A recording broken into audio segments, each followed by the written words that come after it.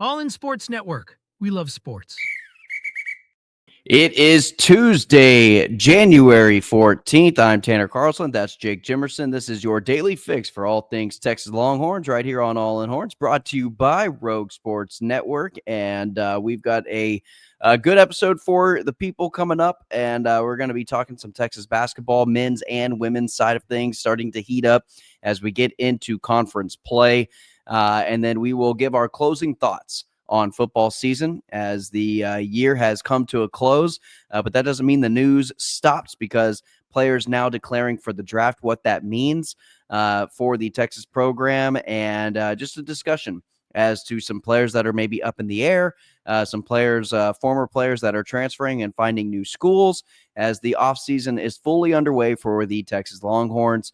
And we will dive into that conversation as well. But Jake, now that the weekend is over and we've had a couple of days to kind of reflect on the football season and kind of regather ourselves after the Cotton Bowl, that was one of our truest immediate reactions that we've probably had. I mean, I finished the game and then we got immediately to it, and we hadn't spoken a word to each other. So that conversation went long.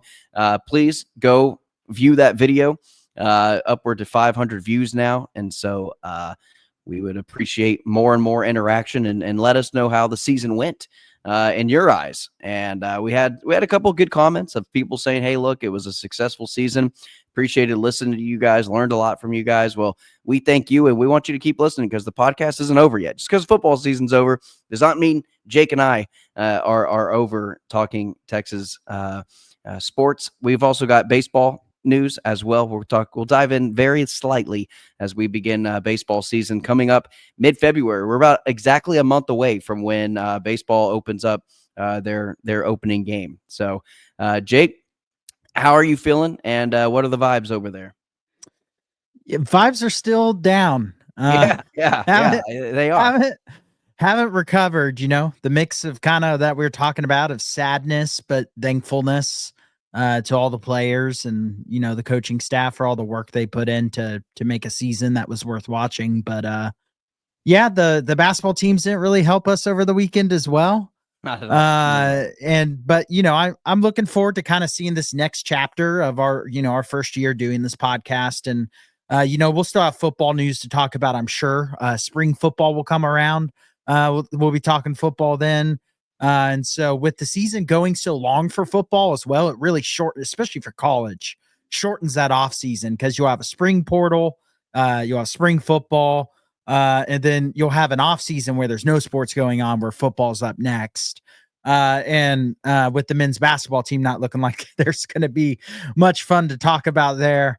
I'm sure we'll be still talking football. We'll probably go completely away from college sports for some talking points in the off season. And hey, if anyone wants to hear us talk about anything in particular, or has an idea of for a segment they want us to do, throw it in the comments, and we'll do some viewer-based segments. I would say, ask us some questions, we'll answer them. I mean, just throw out your Longhorn questions, college football, college athletics questions, NFL questions, life questions, whatever. We're not very good at giving life advice. I don't think you want life advice from us, but we'll give it to you. We'll do it. We'll talk about it right here. So, but yeah, no, Jake, I'm with you. Come summertime, it'll be interesting. What these conversations are going to look like. It might just be two dudes talking as guys. Who knows where the conversations are going to go in the offseason? Maybe a little Dallas Stars playoff action. Hey, they're making a deep run. Maybe. And so, but yeah, Jake, I'm kind of the same way. I've read the comments. I've watched all the post game, podcast and YouTube videos on Texas, Ohio State, and reactions and things like that. And I feel like everybody kind of had a resounding consensus on how the game went. Texas gave themselves an opportunity. Ohio State looked like the better team, felt like the better team, didn't put Texas away, and it nearly cost them. And then some questionable play calling by Sark at the end of the game on that goal line, and I'll go back to it, and I don't necessarily agree with the decision, but it was also the fact that you're playing Ohio State's number one red zone defense, number one rushing defense. You're your strength of your team is not necessarily the power run game.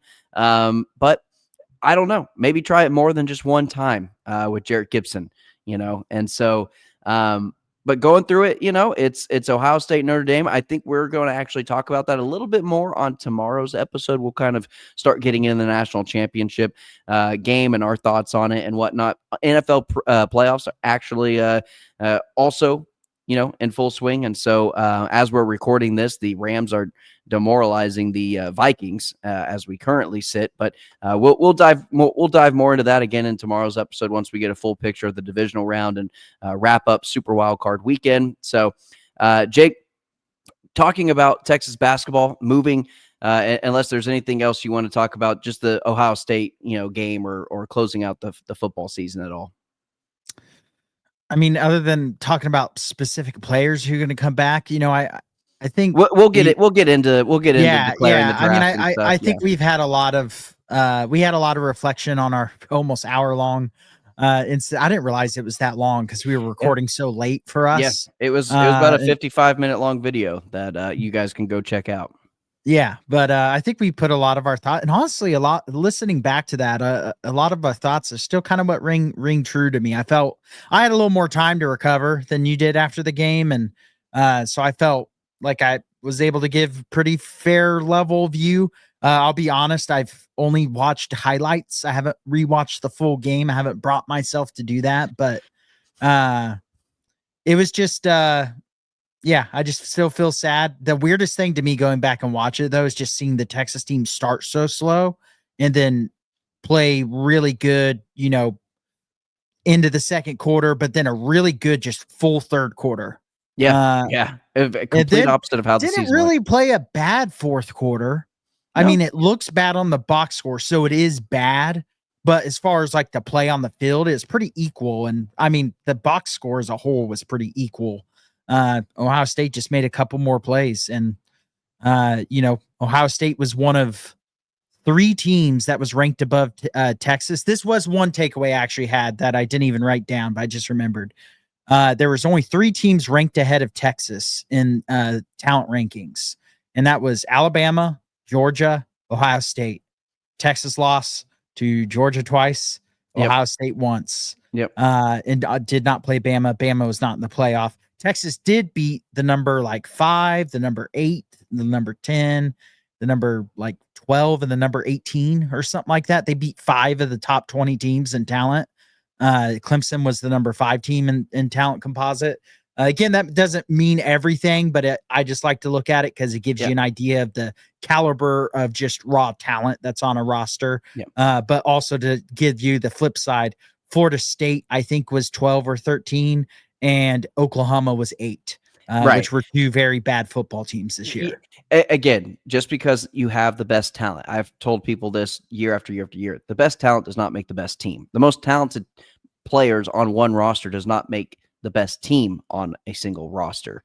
That's just not how team sports works.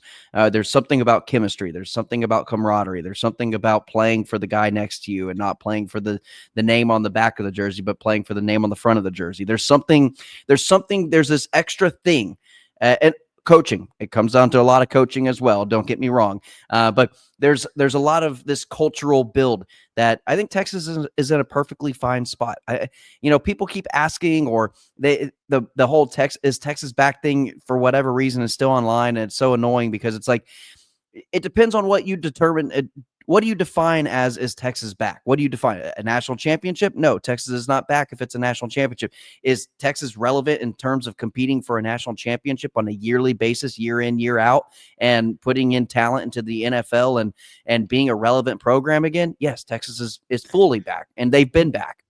Which is what being back is for Texas. Texas has never been an Alabama. Winning, national titles constantly. They have 4 national titles, which isn't bad. It's nothing to scoff at. But as far as being back to the level of program you'd expect of Texas, it's being like the Mac Brown era. Always giving yourself a chance, which in the playoff team era could mean more national championships in the long run. Because I think Mac Brown probably would have won more than 1 national title. If he coached during a 12-team playoff era, or even maybe a 4-team playoff era.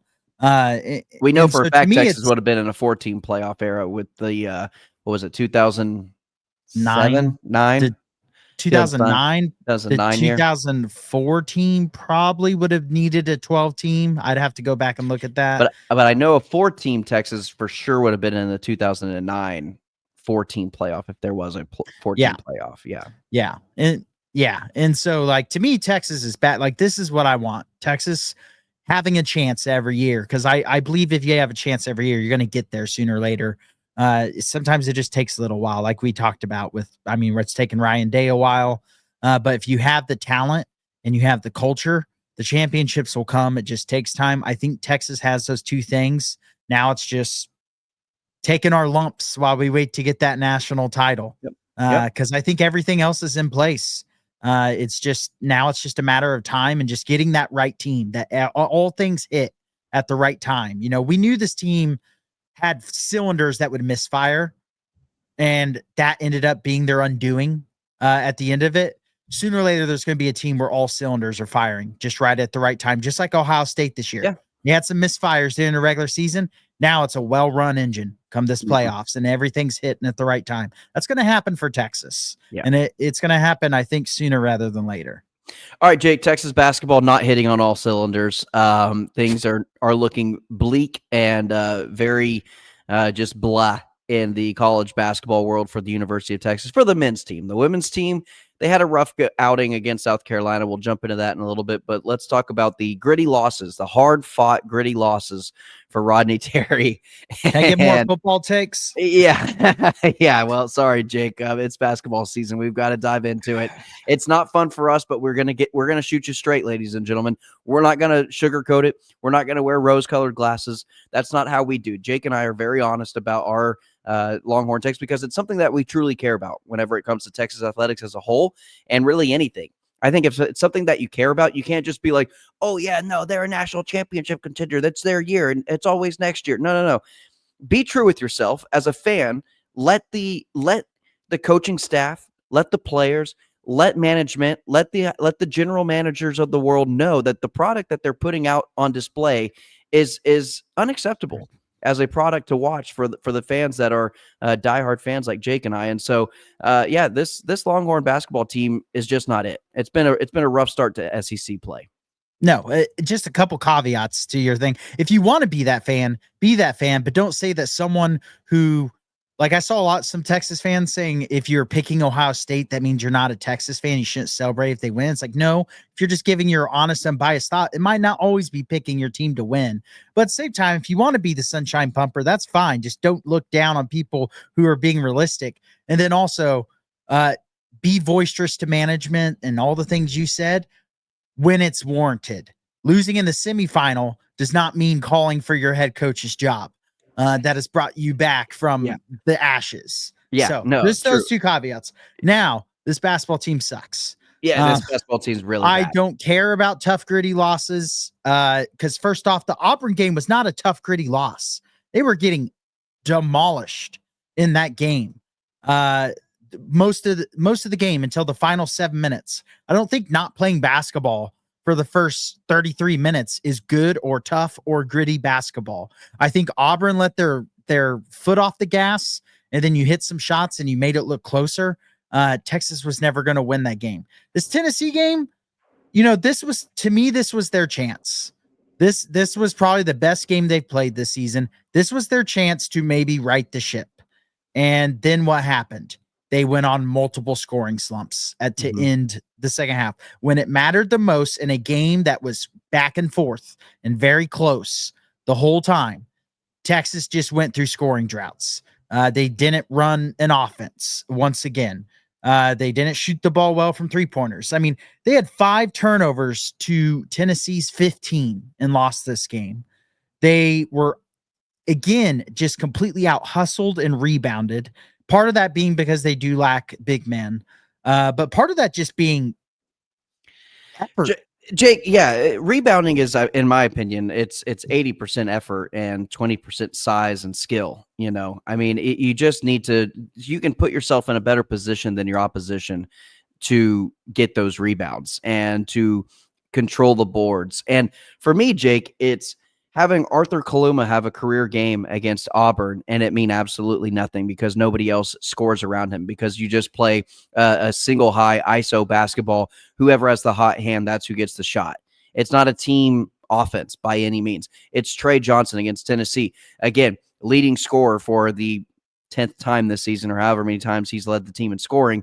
But again, you're not rewarding those performances with wins or even decent performances on offense. It's just one guy doing it. And then you look at the rest of the box score. It's Trey Johnson scoring 24. Your next highest scorer is like 8-9 points. It's despicable basketball. Only 3 guys coming off the bench, which I thought this team would run deeper than that, and they just aren't. Again, under 10 assists, 9 assists total for the game to Tennessee's 16. I know that's a random stat to keep bringing up, but when it matters. Astonishingly low, it shows you that they are not. It's just it brings you a data point to back up the point we've been talking about, saying they don't really run an offense. Well, saying that doesn't do much if you don't have anything to back that up. There is a just obvious statistical metric to look at here and going, okay, they are not running an offense. They are not moving the basketball. They just kind of ISO ball it, like you said. I mean, it feels like almost most possessions don't have a single pass. And I mean, the fundamentals just look bad on this team. I know they lack a big man. Shedrick is their best big man and really their only big man. But I don't really give a damn. They have enough talent that they shouldn't just lose to every decent team they play. Every good team they played, they've lost to. They have not beat a good team this year. Not a single one. No, and I don't think that's going to change anytime soon. Their best win is Syracuse, and Syracuse who's not and that they took Syracuse to the wire, or Syracuse took them to the wire.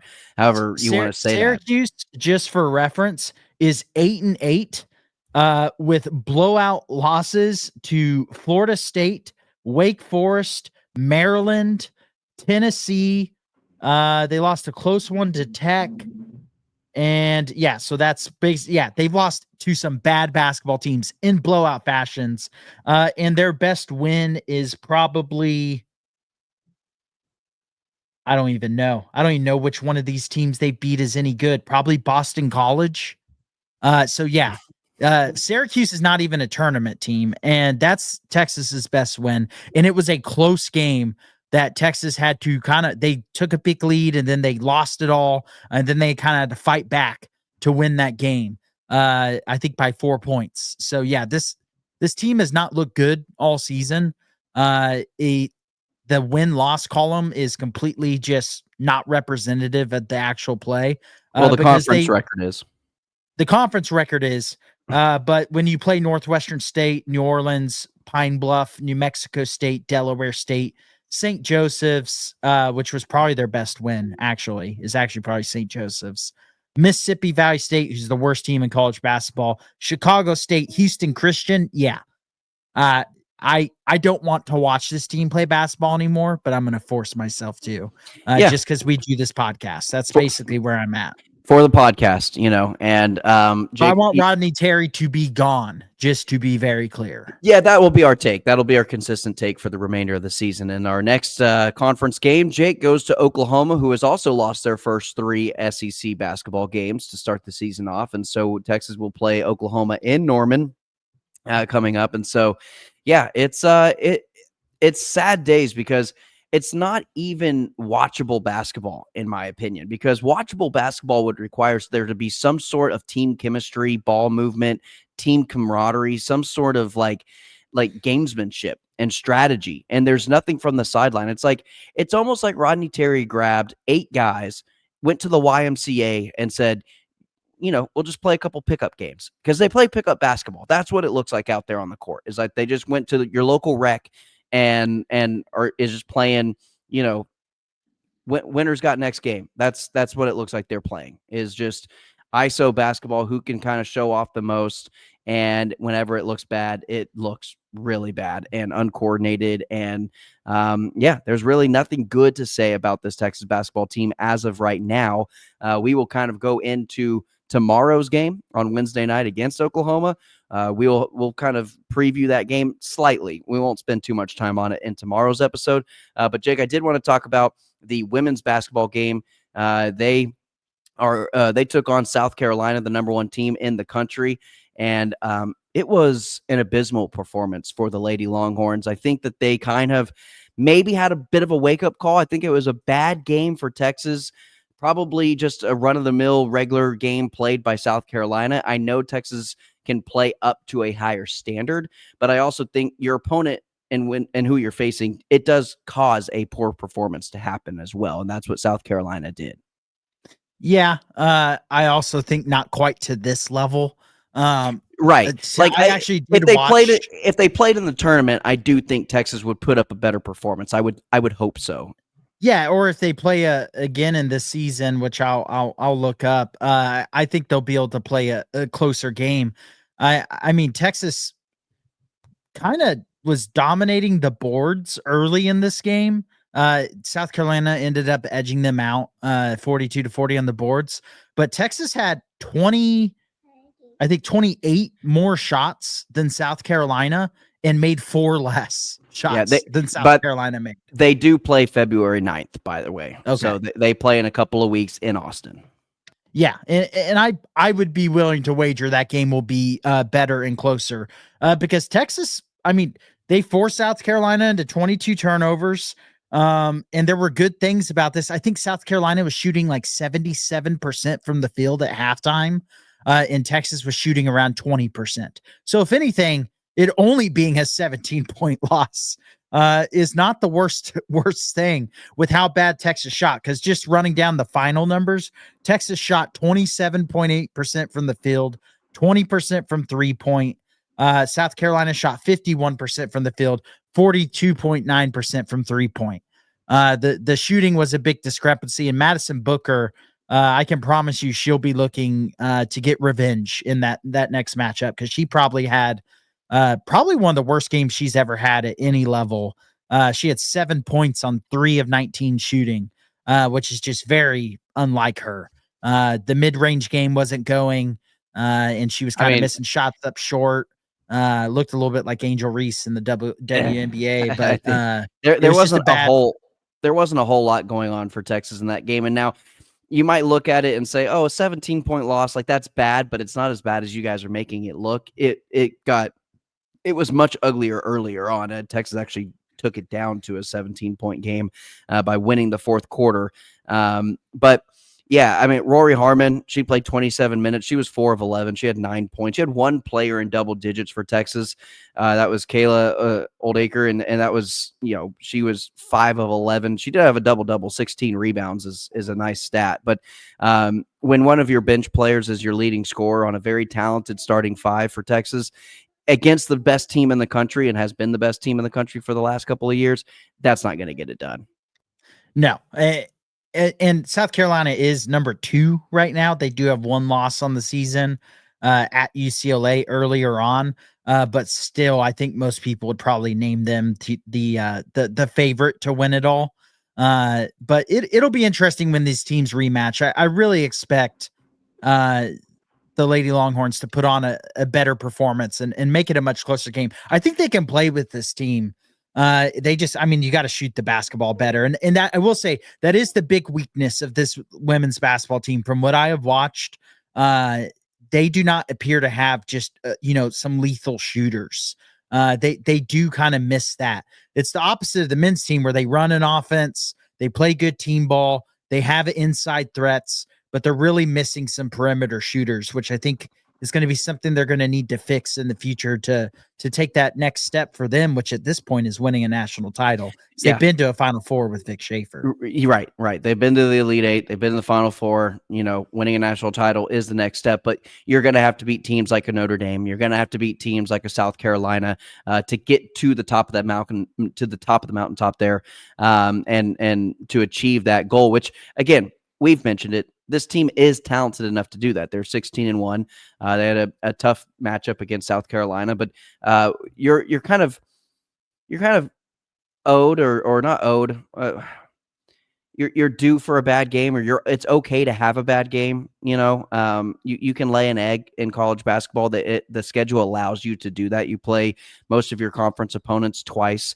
You get a long season. You get a conference tournament to kind of get ready for the big March Madness tournament, and men's and women's. So it's not the end of the world. Vic Schaefer will have them back up and going. I'm not worried about this team whatsoever. It's just you would like to see them come out and perform better against one of the top opponents, not only in your conference, but in the entire country as well. But luckily enough, they have another crack at them later on in February. Yep. And at the end of the day, college basketball on the women, especially on the men's side, but even on the women's side, though the women's side, sometimes there's just a team that wins every game the whole entire year. UConn, South Carolina last Tennessee, year, UCLA this year so far, who is the only team to beat South Carolina. They're undefeated right now. But what really matters is playing your best basketball at the end of the season. We know this women's team is going to be probably at worst a 3 seed. I would think, unless something goes wrong here in the season. And so they're going to be right there. It's just going to be, can they continue to improve, continue to play better basketball, and get hot come tournament time? Texas baseball is preseason ranked number 19 in the country, which, Jake, that is good for number 9 in the conference in the SEC. So you and I, we talked about it when we started this podcast about Texas's move to the SEC, how football would we didn't think it was the biggest jump because we were never believers of the SEC as king of college football. We always said it's Nick Saban's Alabama team, it's a random LSU team from time to time, and it's Georgia. Like if you can win those games or compete with those programs, you'll probably find yourself competing in an SEC championship game, and that's exactly what Texas did in year 1. Basketball, we thought maybe a little bit different. Now, baseball, we kind of hit that right on the head. We said this is a juggernaut of a conference. It's never easy. The SEC's won 8 of the last 10 national championships. It feels like that number might be bigger. I don't know, but the World Series every year is basically the SEC tournament with a couple other teams. With a couple of other teams, maybe a Texas Big 12 team sprinkled in there from time to time. Yeah, or like a Notre Dame, I think once in a while. But I think TCU had a decent year one year. I think that was with Slosh. Actually, I think Slosh was still there when they made it. And you had like Coastal Carolina win it like a decade ago, which was really cool. It was super cool. I actually went to a Coastal Carolina baseball game when I was at a bachelor party in Myrtle Beach this past year and saw the title and stuff, which was cool. But the baseball, especially in the last like 5 to 8 years, it has been all SEC, and Texas under David Pierce was getting their butt whipped by all the SEC schools. And Texas getting into the SEC with David Pierce would have been a not great thing. It would have been really bad. It would look like Texas basketball right now. It would maybe even be worse. Honestly, they weren't close against SEC schools under David Pierce. Other than that one run they had in the College World Series under him, I think they did. They took down a Mississippi State, I think, once. That was with Ivan Menendez, and you had such a talented roster, a veteran-led group with that team. But he got his butt whipped by A&M every year during that little series that's played between the SEC and Big 12. That's at it's either the Astros or the Rangers ballpark. They would just lose to everyone, and so hopefully. It's going to be interesting to see because, ranked 19th to start the year. That's nice. I think that's a good point to be. You're not too crazy high. But allows a little bit of wiggle room for a rebuild. These SEC teams are going to eat each other up in conference play, and it's just going to be who can survive the most.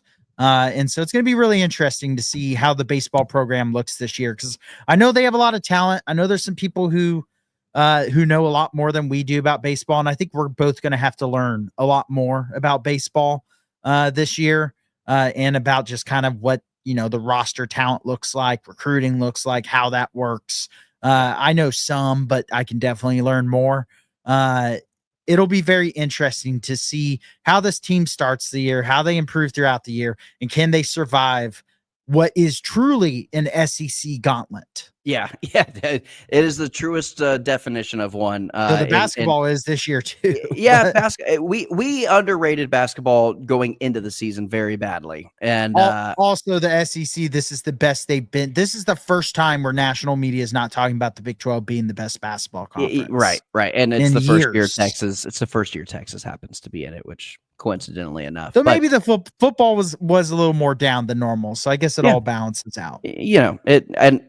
I'll take the football season. If I had to trade out a bad basketball season for a really good football season, I'll do it 10 times out of 10. I'd like both to be. I mean, really good. I would love, and I both think to be Texas good. is capable of that. Their athletic program is more than capable of pulling in those types of resources. Jake, let's finish off the show real quick. A couple of football playing news when it comes to declaring for the NFL draft, some transfer news. We have Kelvin Banks, Andrew Makuba, Jaden Blue, Jake Majors, Hayden Connor, Vernon Broughton, Gavin Holmes, all declaring for the draft officially up to this point. Now, that could change by the time this episode airs noon tomorrow. But as of right now, that is the list that is officially declared. Ewers still expected to declare. There's been no real sign outside of, including him at the pregame Cotton Bowl press conference saying, yeah, I'm basically going to the draft. I'm not going to go to transfer portal like a Carson Beck. But yeah, so with all that, it sounds like DJ Campbell likely to return. Cam Williams could actually possibly return as well. And then Trey and Matthew, or Trey Moore and Matthew Golden. We actually learned that Golden, sorry, that was not updated on our list, but Golden is also declaring for the NFL draft as well. Yeah, that tells you how we update this, Doc. I'd put at the time, there were some rumors that Texas was going to be very aggressive in trying to keep Matthew Golden. They are currently trying with Trey Moore. Hopefully that hasn't changed into him declaring before this podcast airs. Hopefully we get some good news there because I know they really wanted to keep Golden. But I think Golden's draft status has just shot up so much that I think he probably talked to the scouts, and there's people saying he's going to go, top 2 rounds, top 3 rounds. And that's just really hard to compete with. And also it's hard to tell a player not to take that, especially as a wide receiver. If you're a top 10 wide receiver in the NFL draft, you're probably looking at 4 or 5 guys going in the first, possibly, which definitely lends you to the possibility of a late first or, throughout the second round pick. And that's almost an automatic. If you're a top 2, top 3 guy in terms of rounds going, if you're a day 1 or day 2 pick, you're entering the draft. That's just what it is. Yeah. And so I think all the other names have been fully expected. Matthew Golden was expected, but one that you were hoping, was maybe like a 30-70 of 70 going, 30 staying, maybe probably less than that. But Texas just wasn't able to flip the odds on that one. Jaden Blue may be the other one that's somewhat surprising, though I think most people knew before the year that was his plan. Well, he wasn't going to be a feature back next year. Yeah, it's a Trey Wisner's Baxter show next year. He'd have been the 3rd option on the depth chart. And Gibson. I mean, he'd be fighting Gibson. He's going to have another year to improve the things he needs to improve on. But he does have traits of a NFL running back that some NFL scouts are going to love. They're going to love his speed. They're going to love his open field ability to make people miss. And they're going to love his catching ability and his receiving ability out of the backfield. And he provides that as special teams options as well. So if you're going to be a later pick in the draft, which is where Jaden Blue probably is going to go, at the running back position, he's not going to be one of the top 10 guys probably being drafted at the running back position. It's a pretty good running back class. Now, that helps with the Penn State running backs both saying that they're both going to come back. But that probably leaves Jaden Blue, 5th, 6th, 7th round guy. That's special teams territory right there, or a specialty player that is going to be used strictly for one purpose, whether that be receiving out of the backfield or what have you, until he kind of gets better in the pass blocking game, until he gets better at ball security. That's been a big issue. And so that's kind of where I see Jaden Blue. But Jake, if Jaden Blue gets drafted, which I believe he will get drafted, but if he gets drafted, It'll be 5 running backs in 3 straight years getting drafted in the NFL for Coach Tashard Choice and this offense from Steve Sarkisian. That is a pretty impressive feat. In 3 years, 5 running backs. And it's probably going to keep going. Why Wisner would could declare next year. why would Baxter set could. If Baxter has a great year, he could as well. Yeah. I mean, you got more guys coming up that are very likely going to be able to have the profile to get drafted. Yeah, I mean, Tashard Choice has been pivotal to this rebuild, just because even this year, even though the running back position wasn't necessarily an astonishing strength like it has been in some previous years, they had a lot of injuries there. They had a lot of guys that, they lost to the NFL over the last couple of years, and it was still a net positive at most points of the season. And I'd say most times when the running game was failing, it was more on the line than it was on the running backs. A lot of the time, other than the Arizona State game might be the only game where I feel like the running backs could have gotten a lot more. On my second watch of that, I'd probably say on my third watch of that, I was like, "There's a lot of holes here." Yeah, I'd say maybe the Mississippi State game. I felt like the running back struggled, but that was so early in the season. You had a backup quarterback you're playing They with. were also both banged up. Yeah, and it was a very weird time for the health of the offense of Texas. So yeah, that was when we were talking about like limiting snaps and right, really dancing that dance fine of line, trying to keep your players to where they, because we're like, it's going to be a long season. We were right. It's the longest season in the history of Texas football. And that turned out to be, they did a very good job of managing, which is one thing maybe we'll not talk about today because we're already going long, but it's just how well I think the roster management was done in the season to get guys to be able to play good football at the end of the season when it matters most. And then I don't know if you'd mentioned it, but Taff, it sounds like he's likely to return, which we're fingers crossed on that one. Yeah, knock on wood. We are a Michael Taft supporters, Michael Taft fan base. Yeah. I want him to win a national championship at Texas so bad. Just watching he 5 deserves it. seconds of his on the field following the Cotton Bowl game, being lifted up by McDonald, going in the tunnel, almost screaming in agony, and then the poise and the maturity that it took for him to enter the press conference following the game and to answer those questions as maturely as he did and as well as he did, took a lot of guts. And he's a leader. He's a man amongst boys in that locker room, and it's desperately needed as well. Obviously, you see Presley Girl is wanting to join the podcast as well, but we're about to wrap things up. Last thing I'd say, Jake, Justice Finkley committing to KU. I think that's a beautiful fit for him. I think he's a day one starter for that Kansas defense, and I wish him nothing but the best. But Justice Finkley finding a home in Kansas. That's a big get for Kansas, too. He's a talented guy. He's a good football player, and, he's going to be one of their better defensive players, I would say, next year, and I'll be excited to see how he does. I'll have to catch a KU game or two just to watch. I know they have Jaden Daniels, so they'll be fun to watch anyways. And so he's kind of forced to come back from the season that he had. Yeah, let's get another Longhorn Big 12 title let's do it. in the books. But maybe Texas and KU will play each other in the playoffs next year. That would be fun. It feels like it'll work out that way. It feels like the Big 12 is just going to be wide open year in and year out. Like you could have the team projected to be the bottom feeder, much like Arizona State this year, winning the conference not just a couple of times, but I mean on a rotation. Like it could just be anybody's game. What you might have Baylor randomly just win the Big 12 one year. Like unless Tech just spends unlimited money, which looks like they might be willing to do. It seems like they might be doing that, and honestly, I don't think it's going to pan out for them. I think it's going to end horribly for that program spending that much money. But hey, who am I to say? Salesman head coach. Yep. Who am I to say? So, all right, Jake, that's going to do it for today's episode.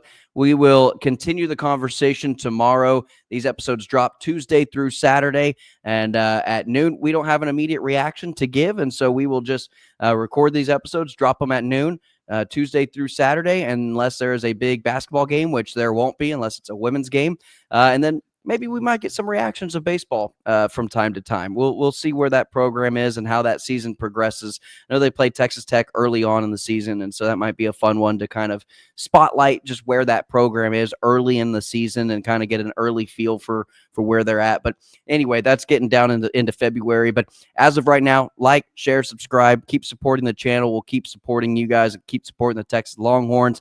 This is your daily fix for all things Texas Longhorns right here on All In Horns. I'm Tanner Carlson. That's Jake Jimerson. You're listening to All In Horns on Rogue Sports Network, where all podcasts can be heard and listened to. And as always, ladies and gentlemen, welcome. All in Sports Network. We love sports.